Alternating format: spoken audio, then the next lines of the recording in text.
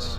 Kind of fed off of winter conditioning, spring ball, summer ball. It's just been an uphill. Obviously, you got your little bumps, and that's what makes a team great is that you get over those little adversities, and I think we've done that this fall camp, and excited for season, and now it's adjusting to the game schedule instead of camp schedule. So day 2, excited to see what we got going on the rest of this week.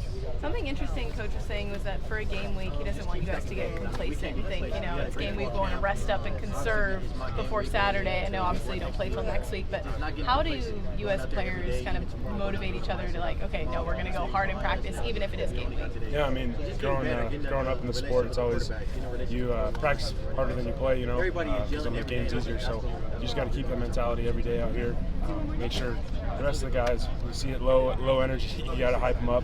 And sometimes you're the guy with the low energy, so you need your team to hype you up. So I think that's why this group is elite. We're able to do that as a unit. We've learned that throughout these last 8 months, and Coach Riley's staff and the coaches, they've done a great job in teaching us how to be not only a coach-led team, but a player-led team. So.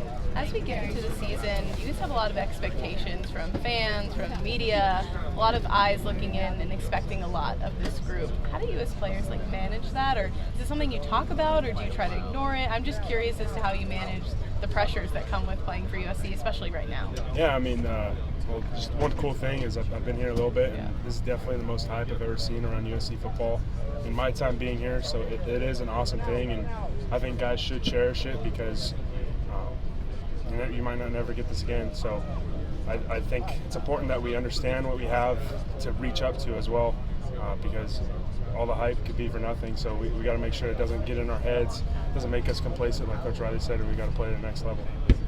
The left tackle spot with Cortland Ford and Bobby Haskins, what's the battle look like for you for someone that's been playing inside? Yeah, I mean, we just every day, Hudson's even said, we're competing, all 5 of us, just trying to find the best combos. So I don't think any position's really set yet. And I think just day in, day out, all of us have to compete for it. And everyone's doing a good job. Everyone's pushing each other really well. Because as soon as you don't feel like someone's pushing you from behind, you can get, you can drop in talent a little bit, or not talent, but skill level. So I think it's important that we have guys that are pushing us from the 2s and 3s and 1s. That interior of the line, you guys have a lot of snaps. How helpful has that been through camp, kind of learning a new system that you got a bunch of experienced guys next to you? Yeah, obviously new terms, but it's not too new to us being 4th O-line coach now and 3rd offense. So the 3 of us kind of used to the new terms, and Jonah and them and Cortland and Mason and all the rest of the guys, they picked it up pretty quickly. That's what Summer's ball's for, PRPs. Make sure we communicated extra, got everyone else on board, and I think it helped us tremendously this fall camp. You guys camp's over now. You got to do, you have scout team stuff going on. How different are practices now that you're kind of going through, preparing for what your next opponent's going to be? Yeah, it's important that we don't slow down at all. But sometimes, you have to understand the look, understand the defense. That's what I think Monday's for a little bit, getting the rhythm. And then today we got Tuesday, Wednesday, we got to hit the gas pedal, make this harder than the game.